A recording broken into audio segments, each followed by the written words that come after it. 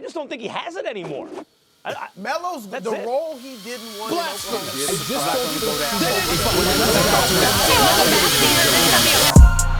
Carmelo Anthony throws it straight away. What's going on, everybody? Welcome back to another episode of Control the Narrative, a podcast where we control the narrative that the media creates. If you're new around here, subscribe for our weekly podcast where we talk pretty much about Carmelo Anthony and the Blazers. And if you're a returner, if you're a subscriber, we appreciate your attention as always.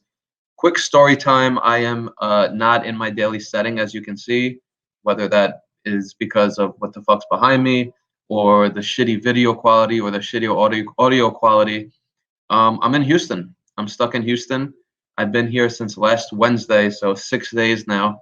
And I caught the Blazers-Rockets game.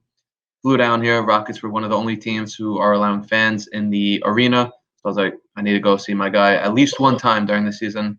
Saw them. They lost by 3. He scored 6 points on 3 of 15 shooting.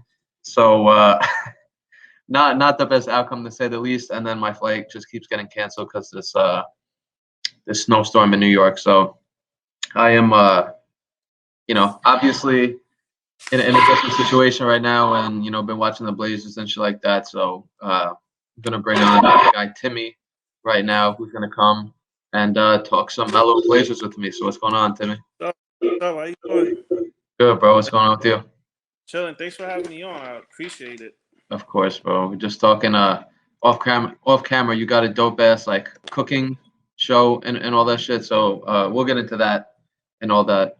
But really what I want to do to start off, like we always do when we have one guest on, is want to know how you started liking basketball, how you started liking Melo, and just the evolution of your fandom to whatever it is today. And you tell me. I started basketball since the early 90s. I'm a diehard Knicks fan, as you can see. Respect.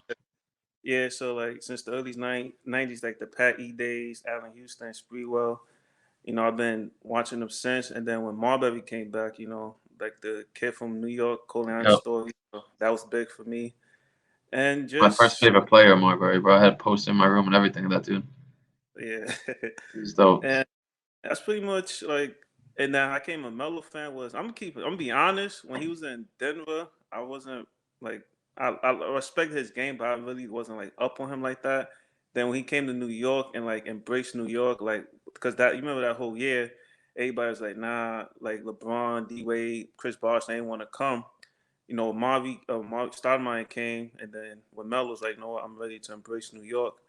I always respected that, and I was damn, a lot of people not ready for that stage, and for him to do that, that's when I started following him more. Wait, talk about that for a second, because I feel like that's an important thing that we talk about here and there, but a lot of people forget. The embracing New York, you being a Knicks fan for a long time before that. Mm-hmm. What do you mean embracing? Was it just wanting to come here? Was it yeah, a lot of people when they come first when a lot of people come to New York, they play don't be the same it's he was past his prime, but let's say Steve Francis or T-Mac. T-Mac, or even the Zach Randolph. Zach Randolph was more in his prime, but when players come to New York, that stage is they're not ready for it. And for a guy like Melo, he embraced it. Even Stoudemire, that half a year when he was an MVP player, he embraced it too. A lot of people say, oh, it was for the money, but nah, I think it was more they wanted that challenge of New York because they knew they could do it and stuff like that. So that was so cool. what? So he came and you saw him firsthand at the Garden and all that shit, and you just respected him ever since, or what? Yeah. Since that first game against Milwaukee and stuff like that, I like players that embrace New York. I'm a diehard New Yorker, not just a Knicks fan. I love New York, period. Yeah. So when players come and they ready to accept that, I'm right on board with them. Respect, same. I feel like that's just especially at that time, where you said, Bosh, Wade, LeBron all teamed up in Miami, and it was before I cut you off, I follow you a lot. What's your knack against LeBron? So my thing against LeBron is I'm guessing you're a LeBron fan. I respect. I'm not a fan. I respect. Fair. So it really all started when, if I'm being honest, I think I've told this story before, but maybe not. I was younger and I started liking me and my brother. I have a brother who's 2 years younger than me. We both liked basketball. And we were both Knicks fans, and like growing up, like you're a 10-year-old, you're an 8-year-old. You don't want to root for a shitty team. Like you like the good guys, like all the kids now, like Curry and Luka and all these guys. But back then, playing for the Knicks, playing with the Knicks on video games, rooting for the Knicks, it wasn't fun. So you look for that other guy. So I liked Melo. My brother liked LeBron. My uncle got me a LeBron Cavs jersey for my birthday back in like 2005 or 2006 or some shit. And I told him, I was like, oh, I don't like LeBron. I like this guy, Carmelo. So I was like, all right, give it to your brother. So I gave that LeBron jersey to my brother. He liked LeBron. I liked Melo. And we've been just going at it for the past 16 years. Like in the beginning, it was always a thing, like who's better, Melo, LeBron, and LeBron. He got to the finals that year and all that shit. But before Miami, he didn't really have as much team success as Melo did. Even like Melo's done playoffs every year, and LeBron went to the finals and all that shit. But it's just like it's been a thing that in the beginning it was just like me versus my brother, Melo versus LeBron, and then I think he kind of started this whole super team era. Durant wouldn't have went to Golden State without LeBron going to Miami, and I don't know. I've just he's obviously an all-time great and all that shit, but I just feel like he gets way too much credit for having these amazing teams. Like last year with the Lakers, he doesn't have any superstars. They missed the playoffs. This year they bring in AD, they win the championship. Like I'm not saying Anthony Davis was the reason that they won, but like he's never done it by himself, and he's never tried to. I think that's the thing. He's never tried to, and Melo has. Like in New York, he didn't even want to leave. Even when they traded him, he never wanted to leave. Like he just left because he was like, all right, this is it. So I think that's my I'm not defending him, but in his defense, like it do take at least like two superstars to win. Like you have your Dirk Nowitzki's, they solo act, but that team was stacked. So like you got to give him, a little bit of a pass because you do need two players. Yeah, and LeBron's just been in better situations than Melo in his career. Like, is Melo to blame? Of course, he could have not signed that extension with the Nuggets. He could have went to Chicago. He could have never went to Houston. So, like, obviously, in hindsight, 2020, Melo didn't make the right career moves. But yeah, just that for me, how everybody just shit on Melo all the time. Yo, he can't win a championship, this and that, and who the fuck has he ever? He never played with anybody in his prime that was like Robin worthy. Billups, you can kind of argue that AI was later in his career. Amari couldn't stay healthy and shit. So it's like, Tyson Chandler in New York. That was pretty much it. But yeah, that was so you still watch the Knicks? You watch the Blazers too? Like what is your fandom like today? Always a diehard Knicks fan. Honestly, like it's been hard for me to watch the Knicks because I ain't like some of the moves they made. Like I feel like they need to start quickly. Like I don't know what's Tibbs doing. Like neither. Like They're just missing offense, bro. Their defense is legit. Yeah, it is. Defense is legit. And I feel like they need to give Obi more minutes too. Like I understand Tibbs is for the vets, but it's like you gotta get these young dudes some burn. Like Can you imagine? Can you imagine if Melo ended up going to the Knicks in the summer? Yeah, not in the summer. Offseason. I mean, now I won't get ahead of thing, but now we know what we know. I wish he would have came in the Knicks. Yeah, we'll get into that. Let's get to the first question. So when it gets to when we're talking about Melo and the Blazers over the past week, it has not been a very good week for them. They have been struggling. These injuries are just fucking killing them. And specifically with Melo, he's been struggling. He hasn't been shooting the ball well. He's been doing all right defensively, but like his just offense is not there. He's shooting very low percent over the past week, or even 2 weeks. So from what you've seen what do you think is going on with Melo struggling? Who's to blame? And just like give us your thoughts on Melo's play lately. I think it's I think it's a confidence thing. Like, although when you're a superstar, and I feel like where you was at Melo, where he was at his career, he's always talked about with LeBron, the Currys and stuff like that. And then, he get his start on what game was that? Monday against the Thunder, correct? I think so. It was one of the games against the Thunder, and it's like he only got the start because Covington had a concussion. So it's like that. Although he did start, that kind of messed with your ego. Like, you got Derrick Jones averaging 7 points, Nasir Little averaging 5 points, Covington averaging 6 points. Like, Melo's average, he's coming off the bench averaging 11 points, more than the starters. So it's like, in the back of his head, I know as a competitor, he's like, wait, all these plays, I'm better than all these players. And then on top of that, to make matters worse, CJ and Nurk is not even playing. So it's like, he should have been in the lineup once Nurkic went out, but it's like I don't know what the coach is doing. It's just like it's frustrating too because I'm all the way over here, so I got League Pass just to watch Melo play. Same, bro. Yeah, 18 a month, right? You just got the Blazers package? Yeah, well, no, I just bought the League Pass. You got the whole thing? Yeah. So I just bought just to watch him, and it's like. Then when he played, you only play him like 18, 17 minutes a game. Like, come on. Like, yeah.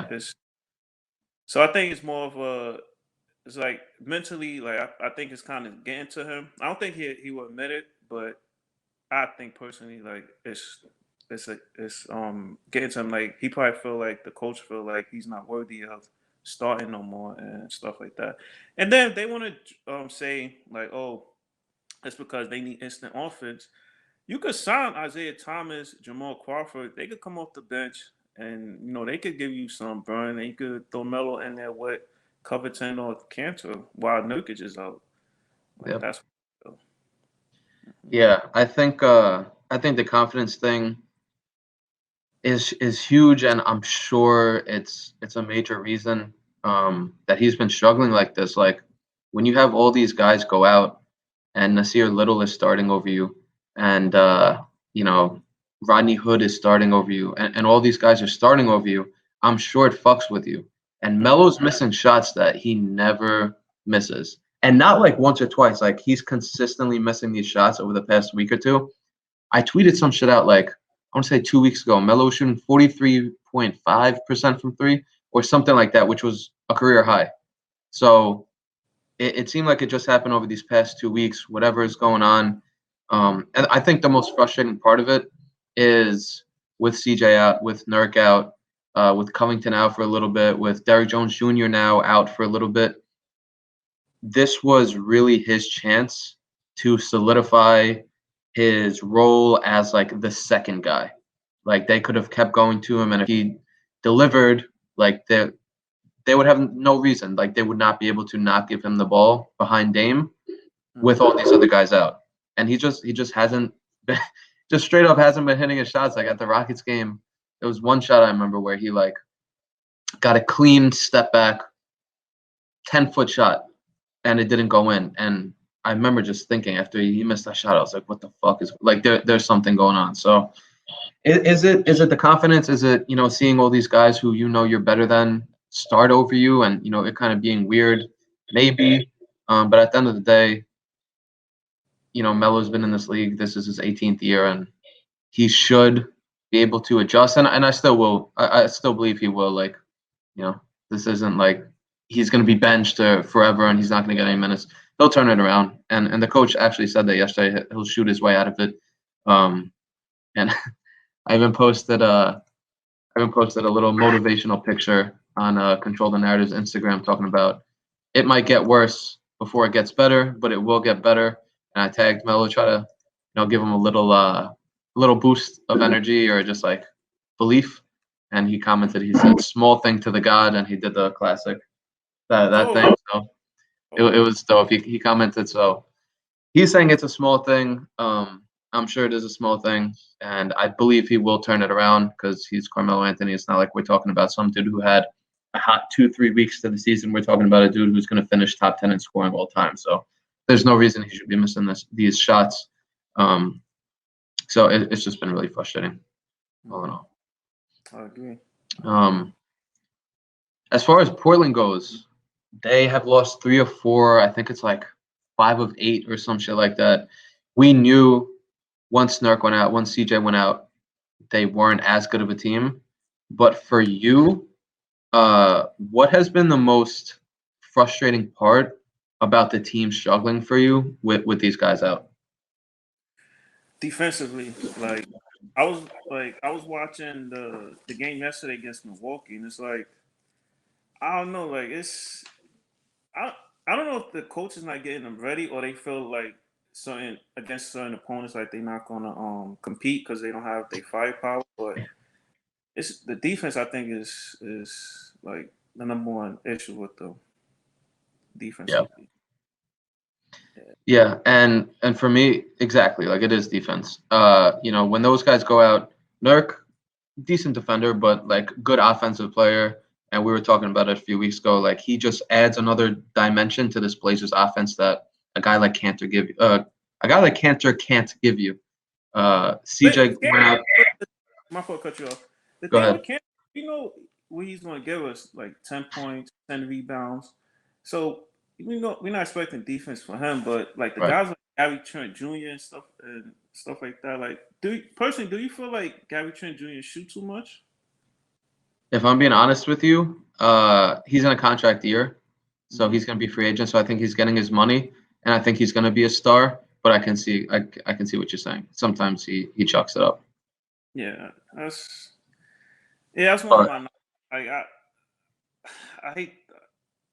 I don't know. I feel like he shoots the ball too much. For my take, I think since he got the green light, I feel like his defense has tailed off a little bit. Like he don't really like go hard like he used to like last year.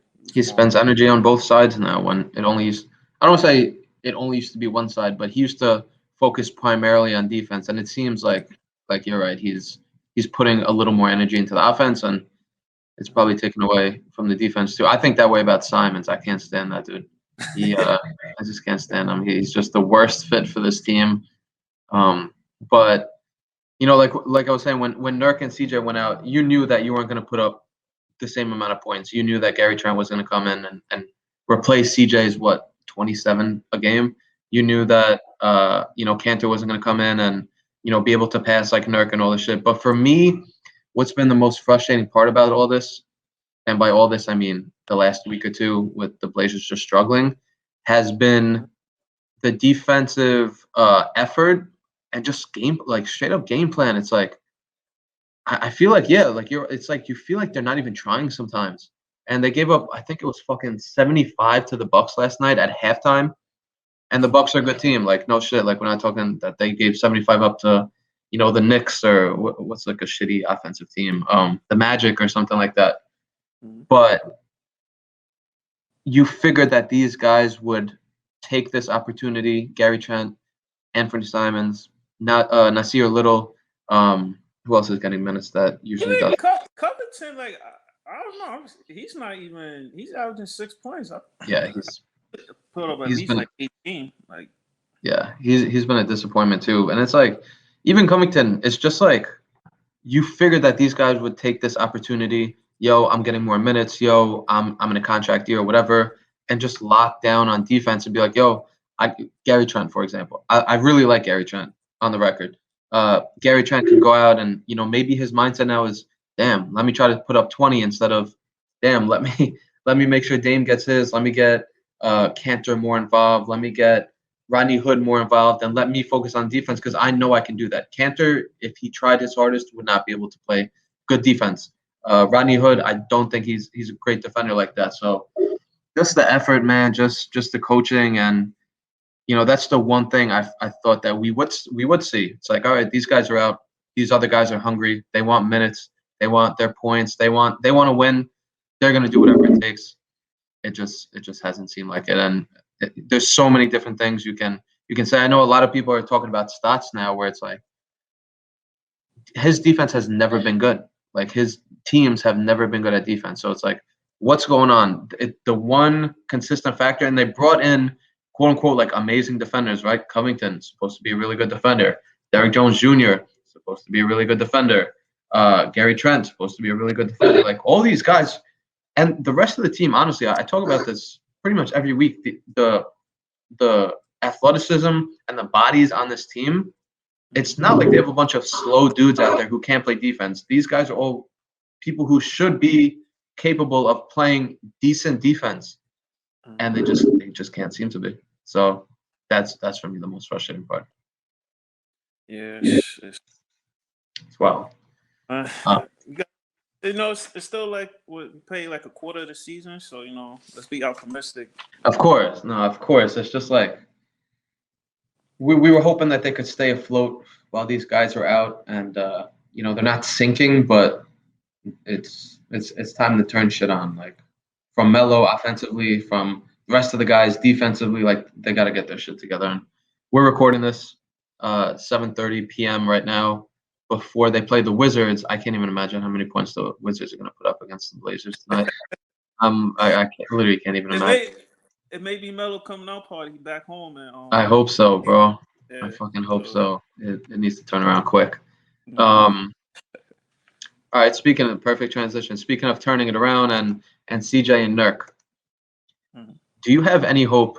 And it sounds like you do from what you just said. Do you have any hope that once CJ and Nurk get back, that this team will be able to turn it on, whether it's like this or just like that they'll be able to turn it around at some point this season? Oh yeah, for sure. How long? When do he come back, CJ? CJ is going to be out for probably another 2 weeks at least, and Nurk is probably out for at least another month. Okay, yeah, I definitely think they'll turn around. As long as Dame stay healthy, and but one thing I think they need to make like at least 2 trades to bring some depth off the bench. I don't like they bench. Like they need more bench players. You know what's crazy? I literally just wrote this on Instagram. The one thing we were saying about this Blazers team is heading into the season was like, yo, this team is deep. Yeah, they got multiple guys in the front court, the back court. Like this is a solid team, and 2 guys go down, and like 2 of the 3 or arguably 4 best players go down, and it's like they suck shit. So yeah, I feel so like what? Honestly, when they went down, like I was happy. I'm not happy, but I mean, like we finally got to see Melo starting again. Then it's like, you put Nasir Little in for him. It's like, okay. Like I don't know, man. What do you want to see off the bench? Like more scorers, more defenders? Like what? Yeah, why not take a flight on Isaiah Thomas? Like bring him back, or Jamal Crawford. Like bring some veteran that can at least give you 10 points and like 10 minutes, 15 minutes. A little spark plug. Like why not? Yeah. They don't really have a ton of energy guys. Like Gary Trent, again, I keep talking about him because like I really believe in him. In the beginning, when I first started, he's the future in a sense. Like so, why not?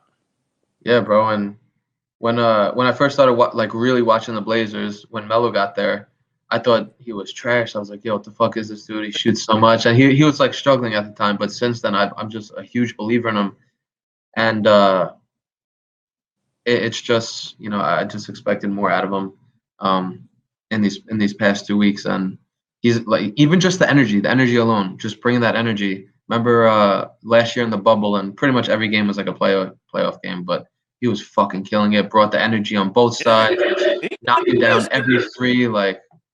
In the bubble, he couldn't miss. Bro. Like, oh, God. Yeah. So I feel you. To be honest with you, I think they will turn it around. And it's just me being optimistic. It's not me making the predictions. Like I think they will turn it around because this team is too talented. They shouldn't be in this situation. And by in this situation, I think they're like around 500. There might be a game or 2 over 500. So yeah, 10-9, I believe. Something like that. Like we're not sitting here and they're fucking 5-15 or some shit, but I guess I just expected so much more out of them in the early season, and in the bubble specifically, because I was like, yo, this team is outscoring everybody. If they could get some sort of defense, they'll be straight next year. Like they'll be just get some sort of defense, and we thought they got some sort of defense. Obviously not, but I think they'll turn it around. I think they have the pieces to do it, and it's just a matter of playing time. These guys have Dame, CJ, Nurk have played together for years. Melo has been on the team for over a year now, so I feel like they're somewhat comfortable. It's not like they're gonna have to get used to playing with each other. It's really the role players. Covington, what'd you say? He's putting up 6 points a game. Yeah, like sure. you need more out of him for that. So, and that's the thing that gets me about the coach too. Like everybody say, "Oh, Melo's washed up and this and that." When he come in the game, high elbow, teams are doubling him. So it's like, all right, this man is washed, but he's still getting double and triple team. So why not? funny, right? Yeah, why not run some plays through him? Yeah. Like I don't know. They did that. What game was it? I think it was versus the Pacers. Was it versus the Pacers or somebody else? Where they ran it to him like 5-6 times in a row, and he just kept hitting shot after shot. So I don't know why they don't do that either. They should do it more. And especially with CJ and Nurk out, take some pressure off of Dame. Like Melo knows like it's nothing new to him. Like he can do this. Like he's born for it. He's one of the few he's one of the few guys on the team who can get his own shot. Like Simons can, Gary can, Hood can, Cantor can. So they have like some guys, but they could like run an offense through Melo. It's hard to say that when he's going out there and shooting 3 of 15. It's like, why the fuck would you run an off? Why would you run the offense through him? But who knows, man? We'll see what happens. Like yesterday, I was kind of hyped. I was like, let's see what happens. Melo commented on Control's Instagram picture, like we're good. Like we got him fired up and shit, and didn't do it. So we'll see about tonight. But I think they will turn it around eventually. Yeah. So now we talked about all that. Like I said before, hindsight is 20/20. We could say that Melo should not have signed that extension with the Nuggets. We could say that Melo should have went to Chicago in 2015. 2014. Yeah, I think 2014. You're right. Yeah, I think you're right.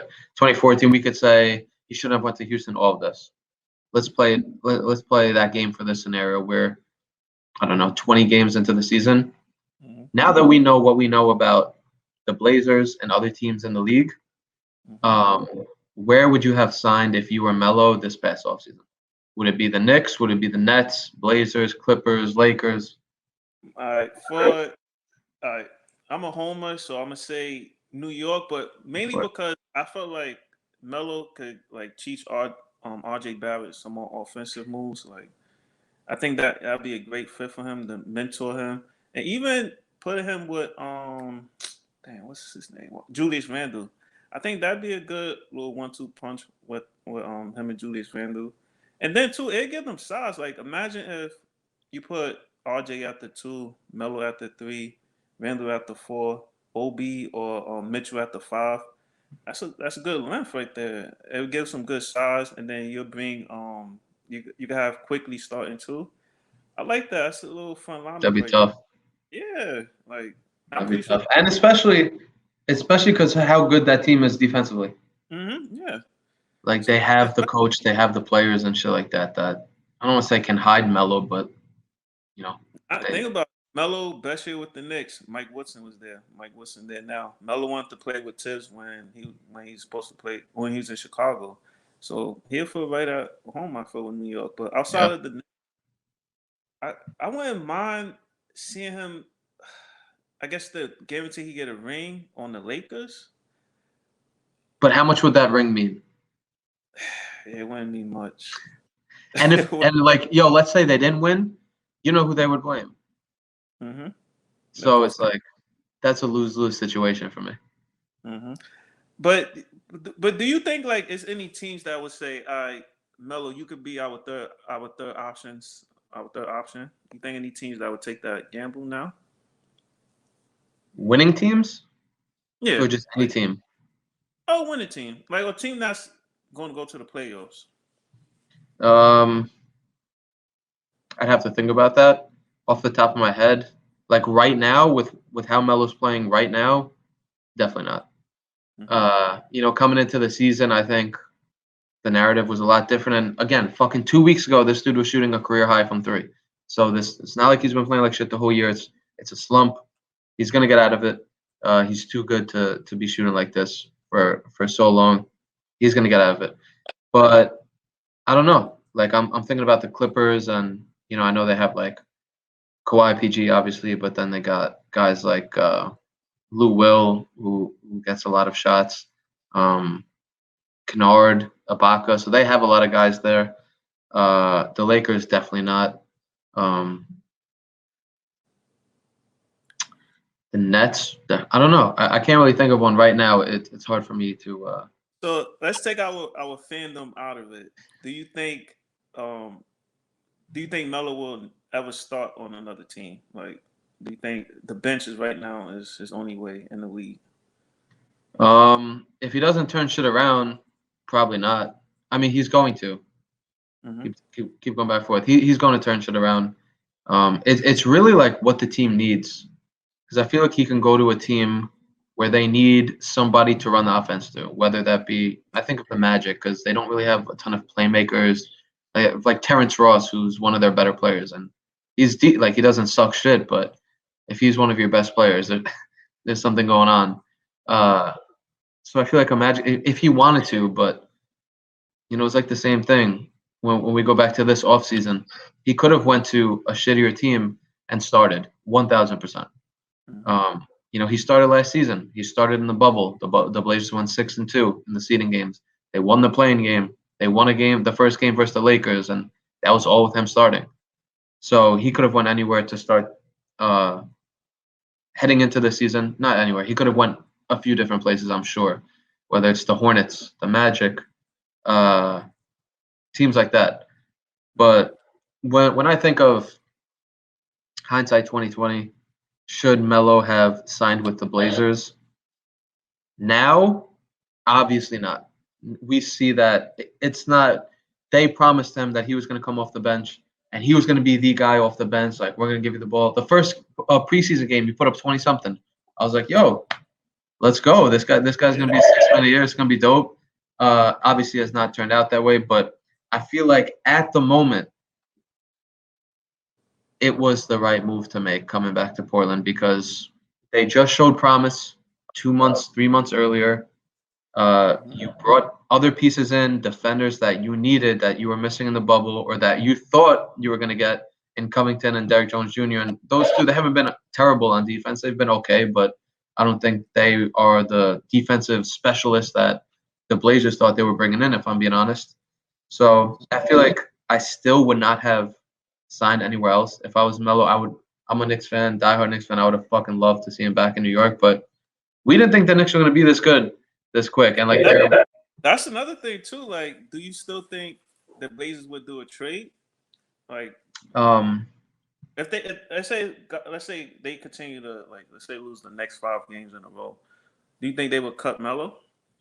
Nah, I don't think they would cut Melo. I think I always get the fucking Blazers GM. Is it Neil Olshey or Jeff? I think it's Jeff Olshey. Jeff Olshey. Is it Neil? I keep fucking this up. I don't know. Let me see. Jeff Olshey. It is Neil. Neil Olshey. Okay. Yeah, Neil Olshey.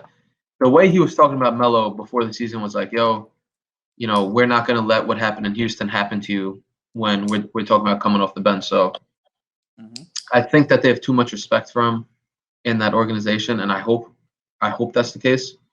If not him, let's say if the Blazers say we'll trade you. So let's say the Knicks will trade Peyton for Melo. Would I want that? Yeah. Fuck yeah. I mean, if the Blazers if it's obvious that they're not winning a championship in a month, 2 months from now, fuck yeah. Like, come home. I don't think this is his last season either. Like, I think he's going to play another season too. So it's a win-win. I mean, Melo could come to the Knicks if they win it, and then the Blazers get their backup point guard Peyton. So. Yeah, amazing backup point guard Elfrid Payton. I fucking hate that. But yeah, I still think going to Portland was the right move, just with what he was being told, with what the outlook on the team on the season was, and This is not throwing in the towel, being like, fuck, the Blazers suck, like it's a wrap. It's just, I hope that they can do something defensively because they're not going to outscore anybody right now. They're not outscoring anybody. Unless Dame puts up fucking 70 a night, that's not happening. They're not outscoring anybody. They're not stopping anybody on defense. That's why you have what they lose last night by 20-something, and it really felt like a lot more than that. If we're being honest, they were down by 30 in the 30s for a decent amount of the game. So, yeah, that's Melo's offseason. So, yo, Timmy, I'm going for 35 minutes now. We've reached the end of the shit. At the end of every podcast, we allow our guests to control a narrative. Doesn't have to be sports related. Doesn't have to be basketball related. Doesn't have to be Melo related. So I'm going to give you the floor and let you control a narrative.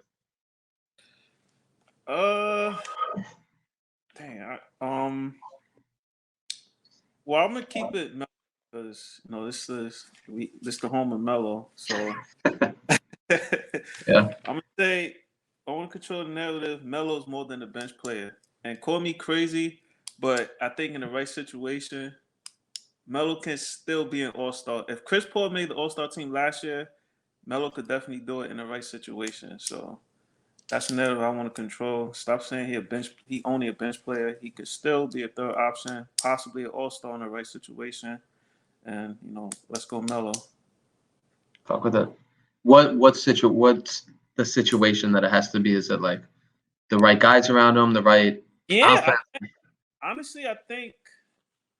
Man, I hate sounding like a homer, but I just it's something about him just coming back to New York. It's just a different feeling. Like, just the way it ended, as it just didn't feel right because he wanted to stay. Yeah. So it's like we got that bum Phil Jackson out there. So it's like let's make it work. Plus he got his old agent is running the team. World Wide West. Like I said, we got Mike Woodson. Tibbs is there. It's like, man, let's get it. And then, if I'm not mistaken, then they signed Tobbs Gibson. Yep. Yeah, so it's like, come on, man. Let's make it work, man. It's only right. Oh shoot, sorry about that. Yeah, you're good, bro. It's only you're right. Good. Real quick, I know when people are going to be watching this is going to be after tonight's game versus the Wizards. But Nasir Little is out tonight. Derrick Jones Jr. is out tonight. So the Blazers are thin. Is he definitely getting a start? It doesn't say if he's starting, but Nasir Little is out tonight, and he started over Melo last night. Derrick Jones Jr. is out. So we'll see if he starts, and we'll see what happens tonight. Right. The game starts in 18 minutes. I'm going to go on the limb and say this. If Melo doesn't start tonight, please trade him because he's in his hometown where he grew up. You got these bums out. I'm sorry, but compared to Melo, they bums. And if he don't start tonight, just trade him, Blazers. Do us that favor, please. We'll find out in 17 minutes, Timmy. But yo, appreciate you hopping on. Why don't you tell everyone real quick where they can find you on social media for those who are listening on Spotify? You can find me on Twitter, IG, Timmy PNYC. I'm doing this food show. Right now with the COVID, I haven't been filming, but in about 2-3 months, get back on it. My food show is Taste Drive with Timmy P. Please subscribe to it on YouTube. Check it out. If you love food, please follow it and DM me if you want to shoot together. I shoot music videos, podcasts. I do all that. So just shoot me a DM if you want to collab. Dope, bro. For those watching on YouTube, all of his links and ads and everything will be in the description. So check that out there. Apple Podcasts, Spotify. Go to links he just said, or go check our YouTube. But yo, Timmy, appreciate you taking some time out and hopping on with me, bro. Steve, man, appreciate it, man. Big fan, man. I appreciate that. Stay I love the documentary too, man. You fuck with the Black Ball? Yeah, I fuck with it, man. I appreciate that, bro. It's fucking 7-month project, but I think it was worth it. Appreciate you, homie. Appreciate it. Salute.